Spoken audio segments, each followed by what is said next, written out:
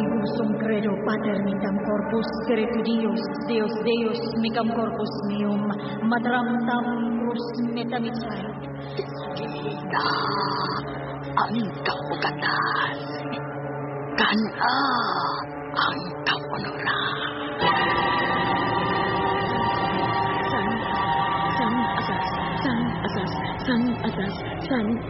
San asas. Kasi manikibati mo sakit! Sakit niyo kayo!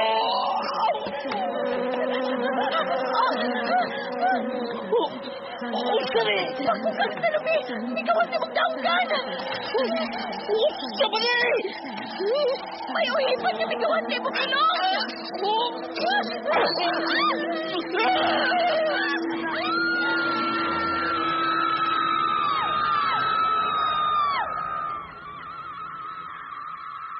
Ang mga kaliwat.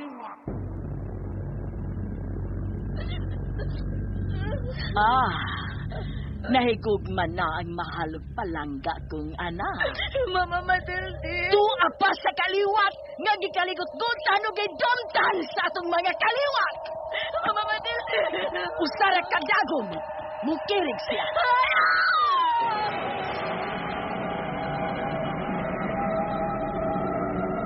Iyan sa mga Antonio. Iyan sa mga... No! Napalito! Mamamanda! Magbayad siya! Ang mga kaliwat. Nagpadayo ihapon.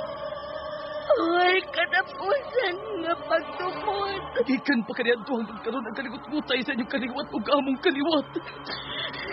Sabay makaputol, ini. Kinsa'y makatabang sa itong kahintang. Ang mga kaliwat.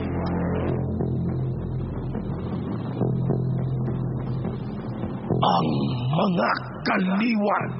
Lahi nga kinabuhi, lahi nga kalibutan.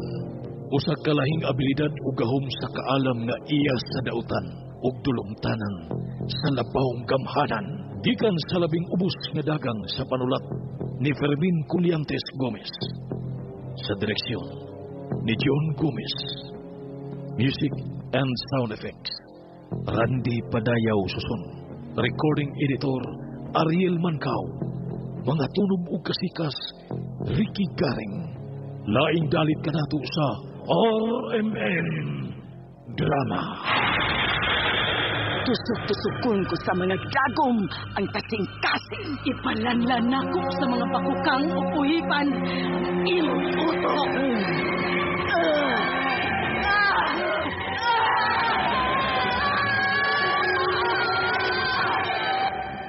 Ang mga kaliwat.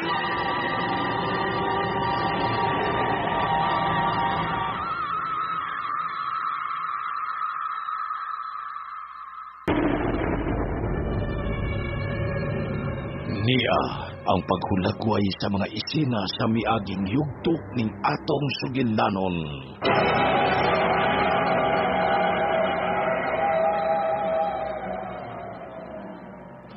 Nay, yan ay mong anak eh.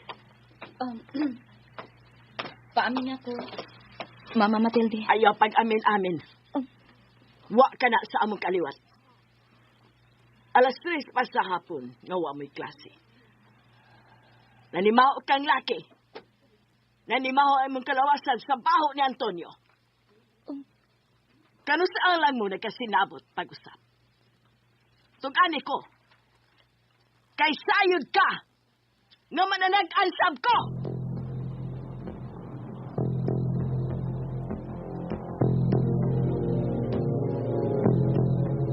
Ug karon atong ipadayon ang laing sumpay nining sugilanon. Ang mga kaliwa.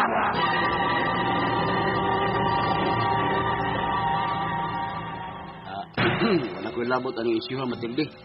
Entry ni mo og sa imong anak. Sige, excuse niyo doha, ha? Wa ka makatingog. Leche ka. Nga nung nagabian ka. Nga nung nagabian ka pagpaulit. Tubaga nga kong pangutana. Kano sa ala nagkauli ang inyong mayong kabubuton sa dugo sa atong mga kaaway? Nganong di ka mutingog? Nahibaw ka kung unsa ka kanako pinangga, Loretta. Apan labaw kang nahibaw nga kung may manghagit nako aron makatilaw sa kong kamot. Dili ko malagana! Bisan kinsa! Bisan ikaw pa! Ayaw mo, Mama Tilde. Nahibaw ko. Magkatagna ka. Mahibaw-ani mo ko na makakma ko. Nganong di pa nimo gamito ng imong abilidad? Aron mahibaw-ani mo kung diin ko o kinsa nga akong kauban. Kay di man gyud kalindan ug wa man kay butang nga matago ug dili mo mahibaw-an, ba? Ayaw ko silot. Sa silot nga ang siluti ko og tinuod na silot. Siluti ko og tiningot na silot. Siluti ko kung nakasupa ko sa imong mandok. Arin ako. Dawaton ko. Arin ako sa kuko. Gihagit ko nimo? Imo kong gihagit! Ha! Uras gani nga musupa ka sa kong gibaod. Mumatuod gani ang akong hunahuna nga nakasa ka na ko, Loretta. Ipapilot ko gyud ang imong dila sa imong ngala-ngala. Aron maamang ka!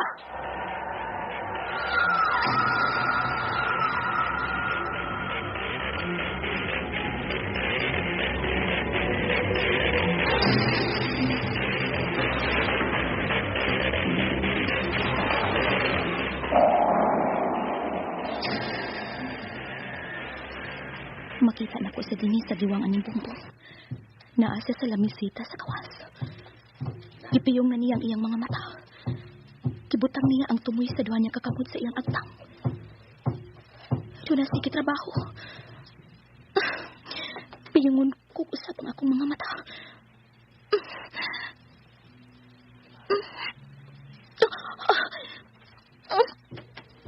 Kusap kayo una-una sa akong inahan. Kinahanglan na kinahanglan maalihan ako ang gusto sa iyang una-una nga nagpakita kung unsay ditabo namo ni Antonio.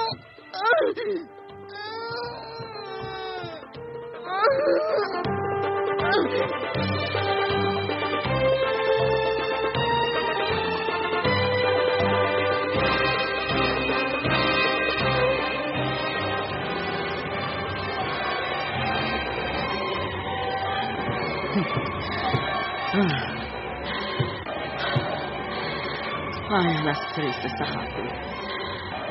Wa na silang klase. Kita niya sa eskwelahan. Uban sa iyang mga classmates. Magdali-dali sa pagpanglakaw. Antonio! Antonio! Hayop si Antonio ni Urasa.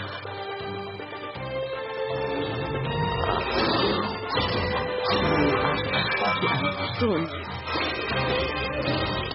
Kauban niya si Lucrecio.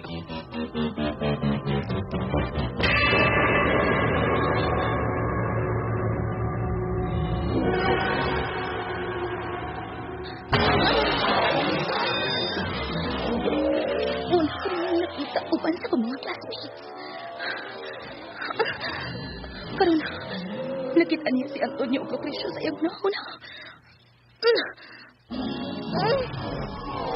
Isod na kasi kapusan. Gusto kayong iyang unahuna kaysa akong unahuna. Mag-abot sa iyang unahuna nga ako nagpadung sa nahimutangan nilang Antonio ug Lucrecio.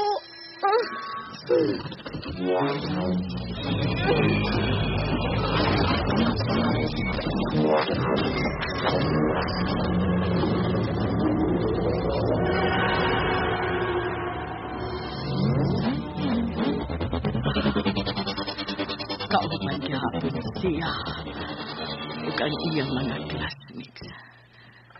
Nagsigig lingi-lingi sa Loretta. Sagol kulpa.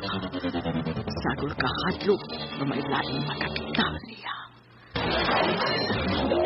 Antonio Sel Crisio. Murag may gipaap. Nahibaw na ko. Selorita ang gipaabot nila Antonio. Ug ang animal kong anak. Gusto ka nagpadung sa nahimutangan nila ni Antonio.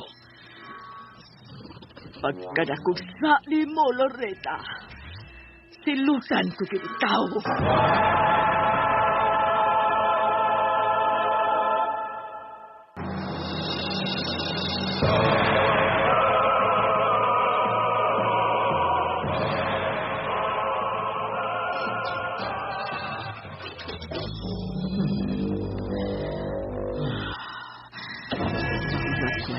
Kung huna-huna, naipaw ko kinakain kining dakita, kining nahimutangan nila ni Antonio.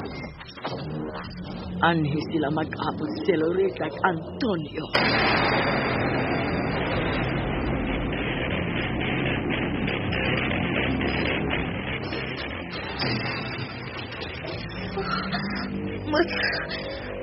Dikit ako kapukan. Ang pusdan kinunahuna sa inahay. Malupig ang akong una-una sa pusdan.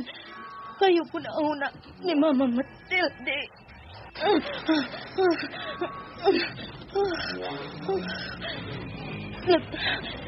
Nagkanak ko. Kaluya.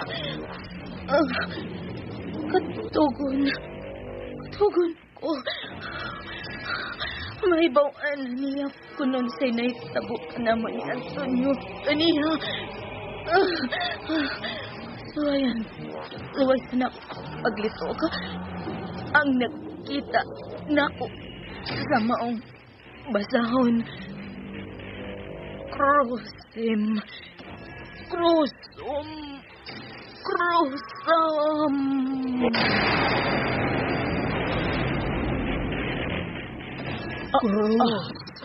Gusto ka tumikidlap sa kunguna-huna. Krusam.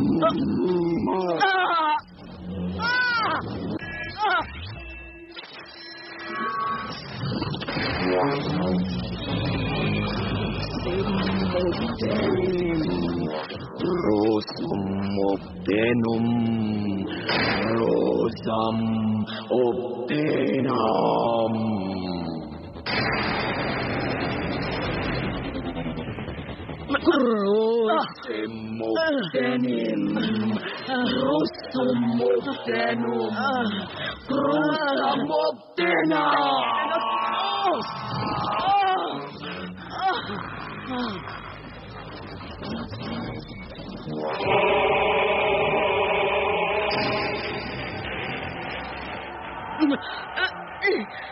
Murag muligti sa kasakitan akong oho.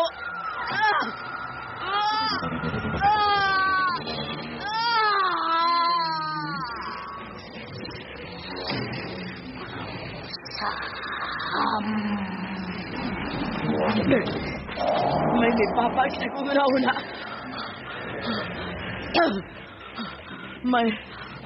May baras sa kunguna-una. May pugol. May papas. May nagkuris-kuris sa kunguna-una. Ano mapapas ang gihulagway sa kunguna-una.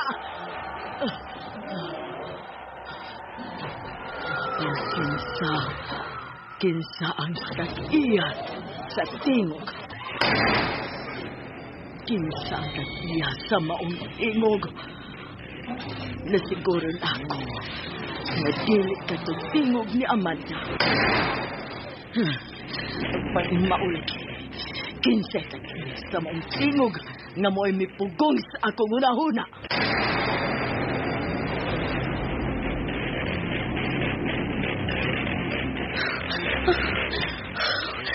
Napuntok na ako ang iyang huna-huna. Napilti na ako ang kuskan kayo huna-huna sa akong inahan.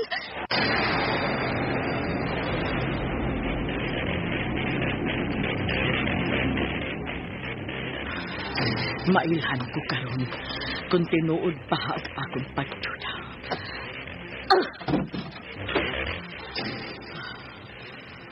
Naghigda si Loretta. Loretta? Naghigda-higda lang ko, ma. Kadiyot, mabangon ko. Namatudan ba ni mo, Mama Matilde? Og niya ka? Aron imo na kong silutan? Natinuod ba ang tanan mong gipanulti ganina? Bahin ako? Bahin ni Antonio? Ngano gitutukan ko ni mong maayo? Mama Matilde. Hapit na unta. Gamay na lang unta kay kuwang mahibawan ko na unta. Apan may mipapag, may mipugong. Giwiris-wirisan ang akong huna-huna. Naputol. Ug nawagtan ka o si Antonio. Kibati ko ang kalibok. Nangutan ako. Ingon ani, pila naman di ay ang akong kaaway. Una si Amanda. O kining bagong kaplan. Kinsa man siya. Sa ato pagawas ni Amanda, may lain na sabay kong kaaway. O kinibag o kong kaaway. So, duha na di ay nga kong kaaway, Loretta. Ikaw rang naibaw sa tanan, Mama Matilde. Nabati na ko ang iyang tingin. Usa ka babae. Milanog-lanog. Ang iyang tingog, milanog-lanog o milanog-lanog kayo. Tuan na sila. Misulit na silang kwarto. Sira na akong pultahan.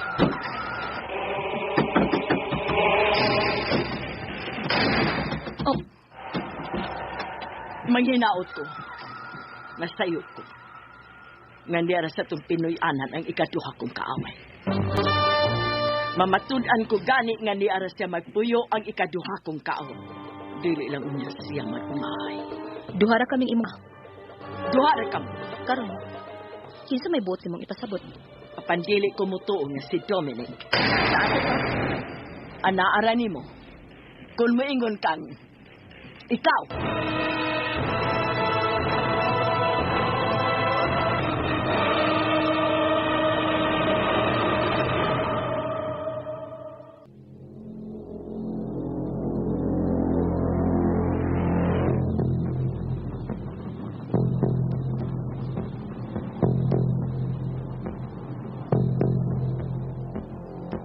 Kung sa magatong gibuhat ni Loretta, diin man katugikan nga milampos man siya sa pagpugong sa kakusgan sa hunahuna ni Matilde.